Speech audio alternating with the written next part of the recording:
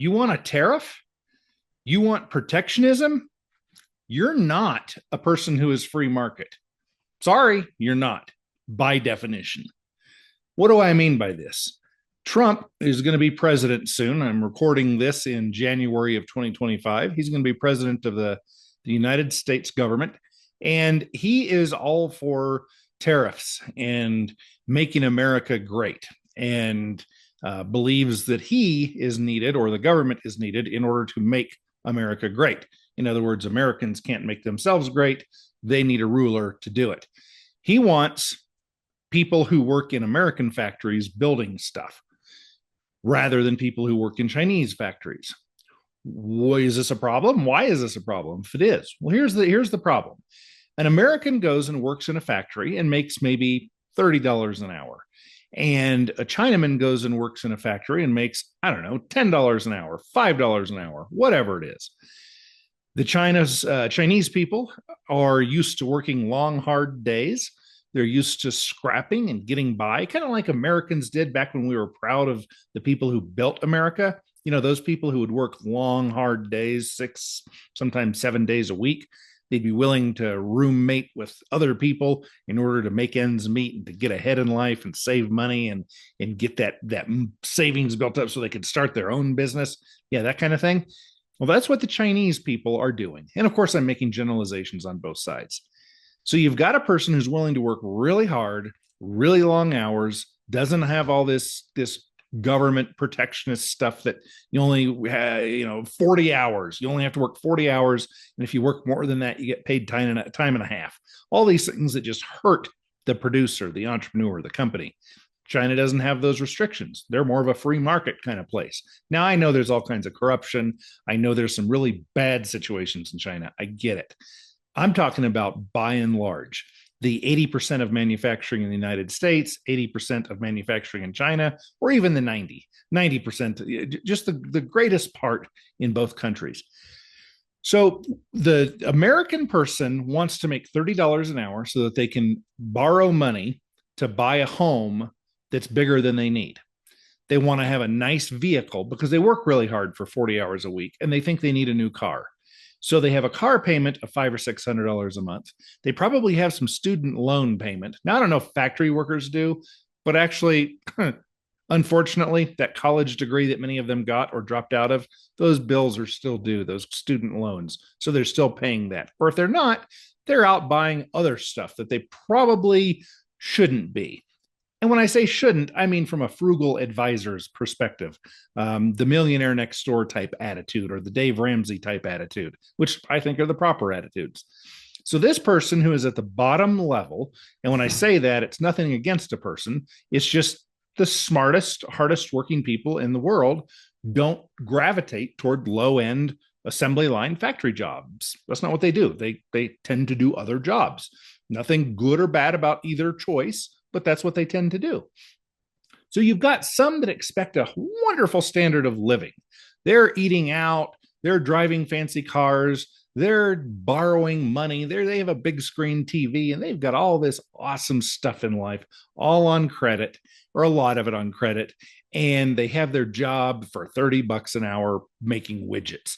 Meanwhile, the person in China is making a widget and they're able to make it for way less. And there's some charlatans there. They cut corners. And it's wonderful. The free market knows it. There's actually a term that's been coined that anyone with an IQ over 85 has heard of and knows. And they know you can. I know I have an IQ over 85. I'm one of those people. I can look at something and say, that's cheap Chinese junk. There's a saying for that. It's not that the Chinese man or woman on an assembly line has less skill, less capabilities. No, they could make really high quality stuff, and they do. It's us. And I'm not saying just Americans, but a lot of us Americans, we look at something and we say, we could have that camera built by a wonderful top of the line craftsman, and it's going to be $6,000 for a camera. Oh, I can get it in China for $19.99, and it does a good bit of what the other one does. Except, of course, it's made all the components, the copper and such. It's not 99% copper. Like, it's going to fall apart. It's going to degrade. It's not going to work. But we know that. Thus, we say cheap Chinese junk. It's something everybody knows. However, I am not talking right now as I am ranting. I am not talking into a microphone that costs me $3,000. I'm talking into a $150 microphone, probably made in China. It's because I'm not willing to spend $2 or $3 or $4 or $5,000 on the best of the best microphone. I chose to spend my money on a cheap Chinese junk microphone. And that's what I choose to do. That's what I choose to do with my money. Well, here comes Mr. Trump. Mr. Trump says, no, Shepard, I don't want you to spend what you want to spend on your microphone. You can't go and get the one you want. Well, actually, you can, but I am going to put things into effect that make that $100 microphone cost $300. And then that gives the American workers and the Swiss workers and the other folks, that gives them a chance. It gives them a chance to get paid way more, to work less, and produce a product that might or might not be any better. No, that's not how the free market works. So if you are kind of a socialist-minded person, you think the government should control this kind of stuff, then you're right on board. You know what? We might just have an intellectual debate here. We might have an honest back and forth. But don't tell me that you are free market. You might be free market in some areas somewhat, but you are not an advocate for free markets. An advocate for free markets says there is no minimum wage. There are no taxes. There are no regulations. None. Kind of like being a virgin. Either you is or you ain't. And same thing with free markets. Either a market is or it ain't. And if there are any controls, then it is a controlled market, not a free market. And maybe that's okay. Maybe I'm wrong. Maybe markets should be controlled. Maybe people like Trump are so brilliant. Biden, Pamela Harris, maybe those people are so brilliant and just astute, and they study late at night, and they read these economics textbooks, and maybe they know so much more than I do. Maybe controlled markets are the way it should be. Maybe a central group of people who are way smarter than the rest of us should make all the decisions about what kind of mic I should buy. I don't think so, but at least be honest. That's called intellectual honesty, when you're at least honest about your position.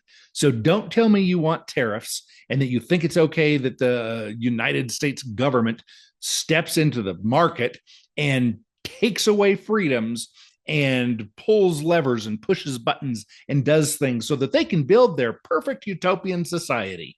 Let me tell you, there's no such thing as utopian societies. There are free societies, there are controlled societies. I'd rather live in a controlled society that is a bit more free than one that is less free. But you know what I would like even more than that? I would like to live in a free market society. That's what I want. That's what I think you should want. Do you disagree? Do you think that there is some degree of regulation because people are so stupid, except for the politicians and their employees, the administrators? Everybody else, though, is so stupid that they can't make their own decisions about a microphone or whatever else, a car and since they can't, they need a government to make those choices. What do you think?